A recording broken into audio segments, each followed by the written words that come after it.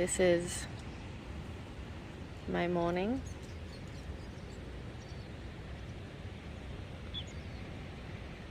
Pretty nice morning.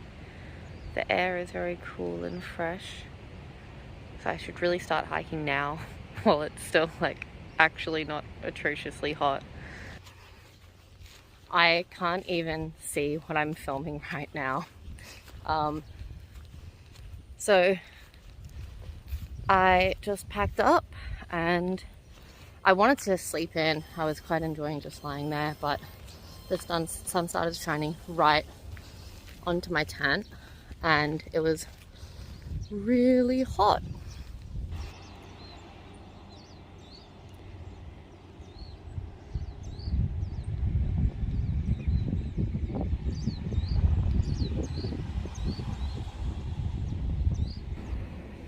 So you can see the island out there, and what I really love is that it's surrounded by this ring of white because it's all of the, all of the waves breaking, but it just looks really pretty that it's got this, like randomly in the middle, there's this white ring around this island. I think it looks super pretty, very cool.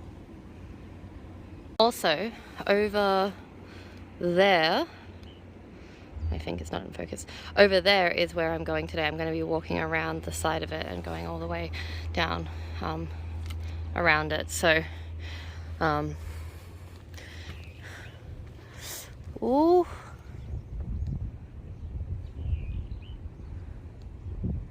pretty nice. Early morning views before clouds roll in and obscure everything. That's awesome. Yeah, so I am going along here. Oh, shade is totally underrated, and I'm going to be walking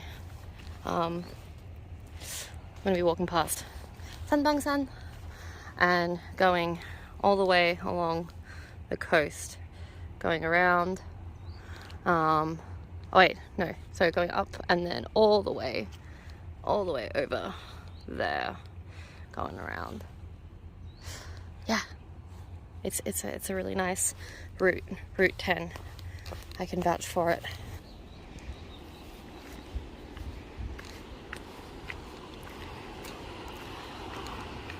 It's really nice walking through along this forested path with the pine needles underfoot. I really like walking on pine needles. It's pretty much like one of the nicest surfaces to walk on because they're just like super like padded. They have a really nice texture, and like there's just the sound of the waves rolling onto the shore and the birds in the trees, and it's just really lovely. A lovely morning, except for the fact that it's hot.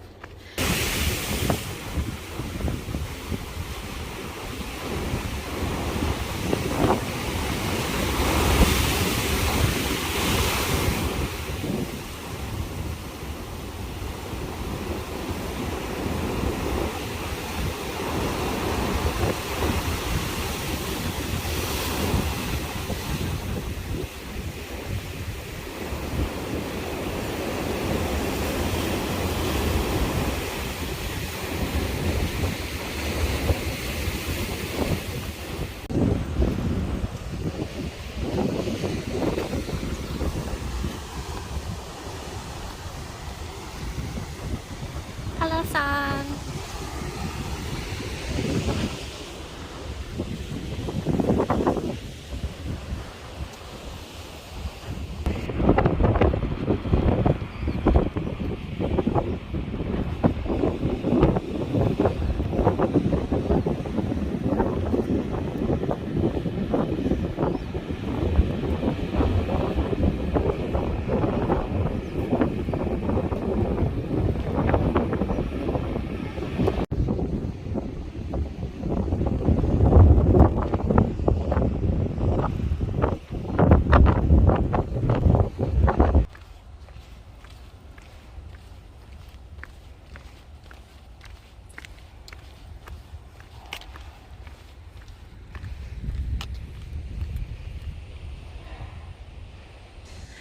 Oh my god, they're selling swords. I'm actually like low-key tempted to buy one for my Skyrim adventures. How bizarre would I be, right, if I'm just like walking along with my backpack and then I've randomly got one of these swords.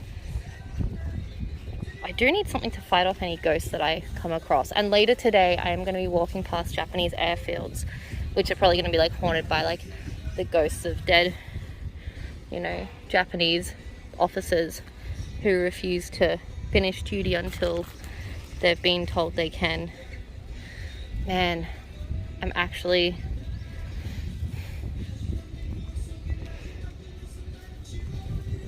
not going to. As fun as it would be, and as random as it would be, I will resist a silly impulse purchase, because in the end, it's just plastic that's going to go into landfill eventually. Be recycled at best, but probably not. So, let's keep going. This is fantastic. These sand dunes are really beautiful and really nice to walk through, but it's also just super sad and disappointing how much trash there is everywhere. I feel like it would be really nice to be able to come back here, especially like a cooler month during like autumn or spring, and just, you know, walk some of these trails and just pick up all the trash that I see. It's like, if you see the beach over there, just like look at that.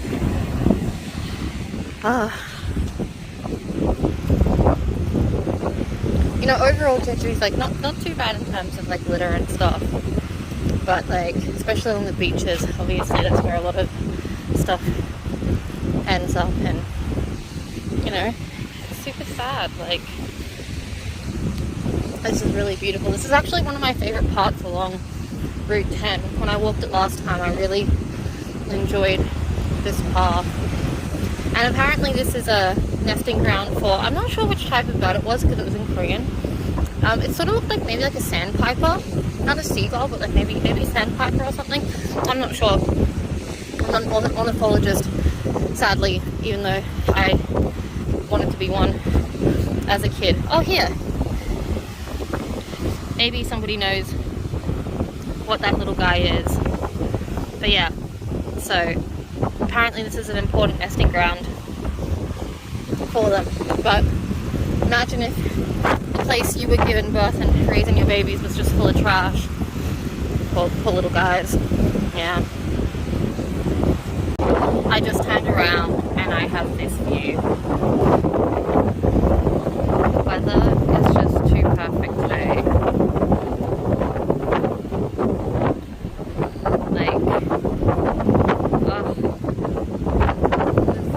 Is just phenomenal. Perfect.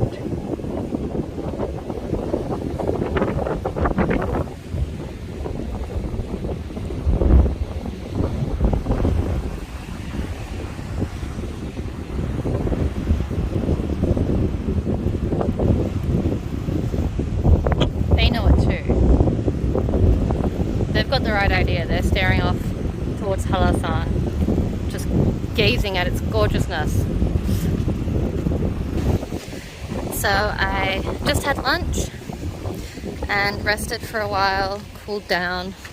Now I am at Songaksan, which is this like headland sticking out. And you can see over there, you can see that there's these like caves, right? They were built by the Japanese during the Japanese occupation during the Second World War. And they were going to use Jeju as a sort of last like base in the case that, you know, Japan got invaded. So yeah, the island, especially the southern part of the island, has a lot of like Japanese military infrastructure.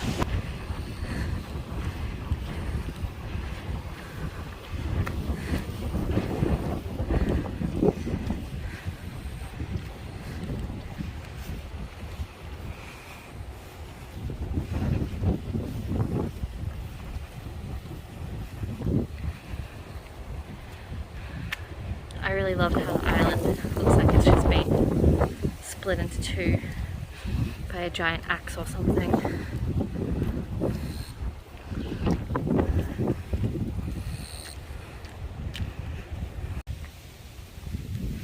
I think that the view from up here is probably one of the most beautiful on all of Jeju Island. The first time I came here, I remember just thinking that this place is really special and beautiful, and my heart hasn't changed. A year later, it's still just as magnificent as ever, maybe even more so.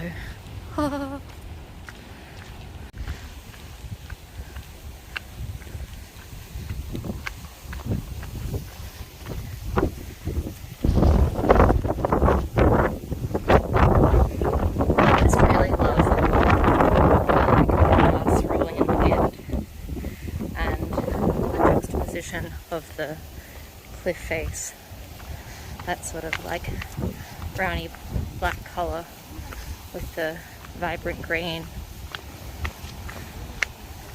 It's really awesome.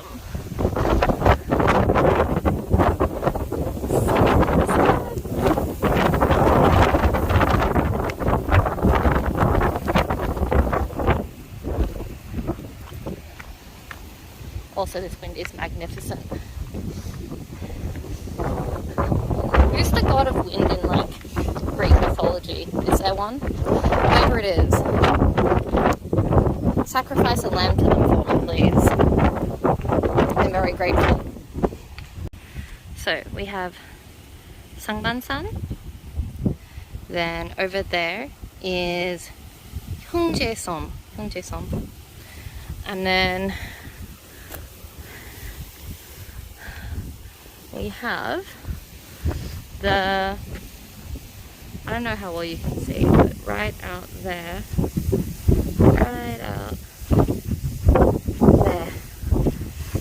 that one is Marado, and then this big flat one over there, just there, that's Kapado. And Kapado has a Route 10-1 on it, so that's what I'm going to be doing tomorrow, is Route 10-1. I'm just kind of absorbing all of this.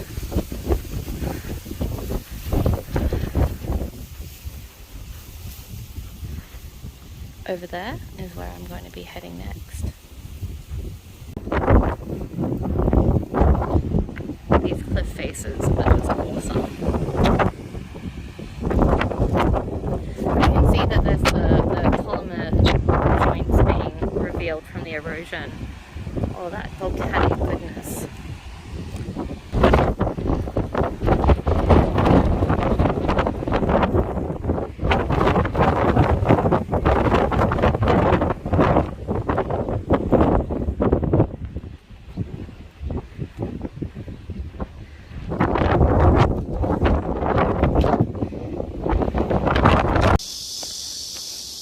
So along here is more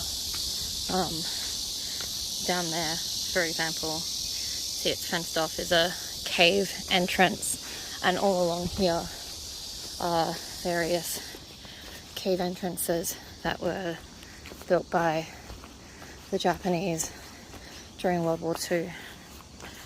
So this whole part of the island is just full of holes. I don't know how many caves there are exactly, but there's a lot apparently. We have another one. Right? Just like incredibly fortified and ready to like launch attacks from. Yeah, kind of interesting, but also sad part of history here. I'm getting onto the final sort of section of Route 10.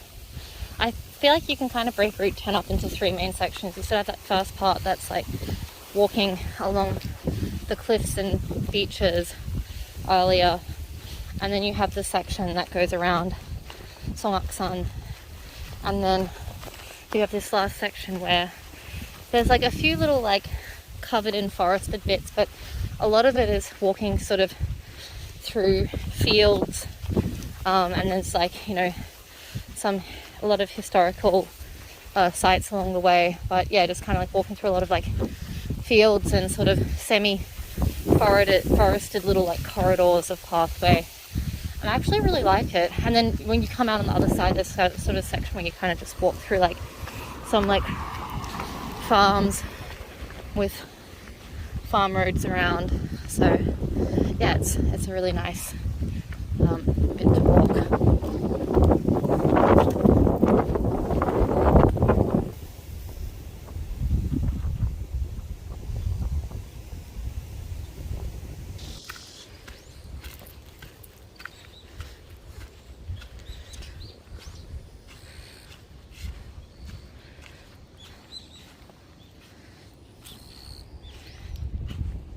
The entrance is down there.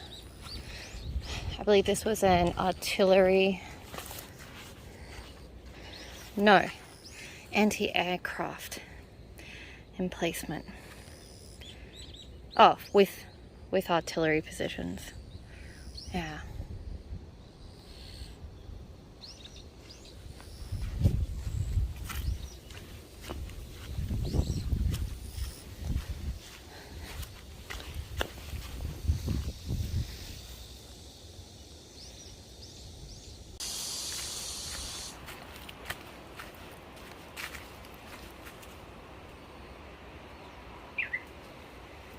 That bird is really, really pretty sounding. And the cicadas are also awesome.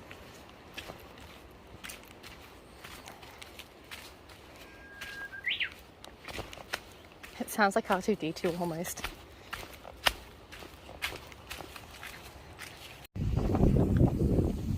So this here is the site of a massacre of Korean people. They were killed during the Korean War because they were thought to be communists, though whether or not they were seems like they weren't, probably, or even if they were, do they really deserve to be massacred? So yeah, this is where they were massacred, and it's a memorial to that history.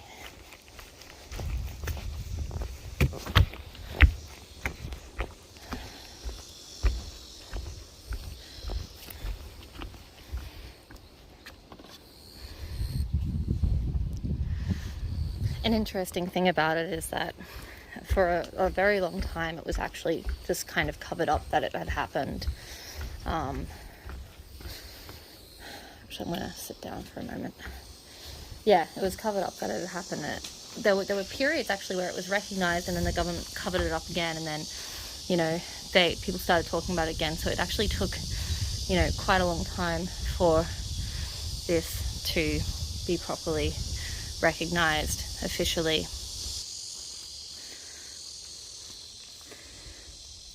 So the reason why this stuff is here, the shoes and stuff, is apparently when the people were taken here to be massacred, the people who were being taken away were like throwing things out of the car, like, you know, out of the truck after them, like their rubber shoes and stuff. And so I think that was the way that you know, their family members like came across their bodies, because they were like finding, you know, like these clothes and stuff that had been left behind. So that's a symbol of that. So you can see that these fields are just littered with these bunkers, these aircraft carrier, not aircraft carrier, oh my gosh. Dan Carlin would be ashamed of me. What would you call them? Aircraft shelters? Bunkers? They're not bunkers. damn, I can't think of what I would call it. But yeah, we can see, oh, we can still see Halasan all day. Today would have been the perfect day to hike Halasan. But yeah, it's once again kind of sad, but you know, at the same time it kind of is pretty how they like covered in grass, and I don't know, it's got a kind of cool aesthetic, kind of eerie one. See, this is the comic that explains the story of the massacre. Hangars, I just realized I didn't read it on here. I don't actually think it says hangar anywhere, but yes, they're aircraft hangars. How could I forget that? That's super cool. There's a drone either watering or like spraying pesticide or something on the crops. I was actually like mildly scared when I first saw it, because I was like, that looks like something out of, I don't know, like COD. A drone strike's gonna come in and like attack me, and I don't have a gun to shoot it down, so you know. Also, this structure is very sick. I'm really curious what it is. Like, I don't know if it's like some art piece or if it's just some old like military thing, because it looks super like, it just looks super brutalist and like random and kind of epic here. It probably is actually. It's probably like an old like watchtower, guard tower sort of thing, now that I think about it. Yeah, it's awesome.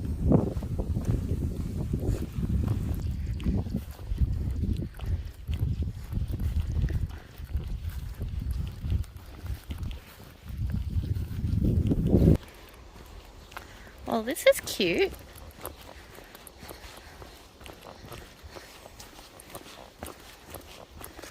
Ugh.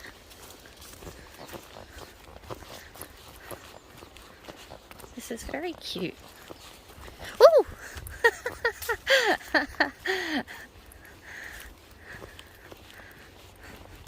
That was cute, if not a little bit startling. There's toilets in 300 meters.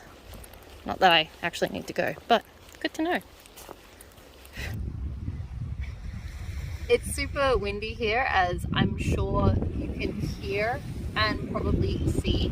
I just took my first swim in the ocean since coming back to Jeju, and I'm so happy. I had a pretty euphoric experience swimming in the ocean. There's been fish jumping out of the water, like doing the whole like kind of thing, and I was losing my mind. I was so excited by it, and I was looking around and like no one else seemed to care. Like, I don't know if they didn't notice or what, but I was like, this is so cool. I've never seen fish do that before. Like, fish do that apparently, but like I've never seen it before. So that was really awesome, and like it's just so nice to like go in the water, and it's just like the perfect temperature, you know, like not too cold, not too warm. There'll be like those spots, right, where sometimes there's like a warm section, feels like someone peed in the water, and then there'll be like a really cold section, and like it's just so refreshing. And just after being all sweaty and hiking today, being able to go into the sea and just like float, and like the moon is out already. I'll show you. Everything is just so lovely. Like, the moon is out, you can see it up there, and like honestly, this is not the prettiest beach in the world, especially like even by Jeju standards. This is like actually pretty like basic beach. There's a lot prettier beaches, but like, you know, the sun is setting. It's quite windy, which is kind of nice though, because it's like very cool, and I'm drying off really quickly, and like it's just been so awesome. I'm so happy just like having gone into the water and just being there. I honestly today I wanted to record something earlier, but I didn't, and it was after I had coffee and like breakfast, and it was just so nice, and I was just so happy to be out here doing this and just feeling so lucky. And the best thing is like at the end of me eating, right, I put on my bag and I I love the feeling of it. Like, I love like the process of like, you know, the way I like pick up my bag and like chuck it onto my shoulder. Like, it feels great. And I don't feel like, oh, I have to put on my bag now. I'm like, I love my bag, and I love carrying it with me, because it's like, you know, a part of this journey with me. It's like my snail shell, and I'm the snail slowly, you know, crawling around this beautiful island. And yeah, I just felt so happy and so lucky to be doing this.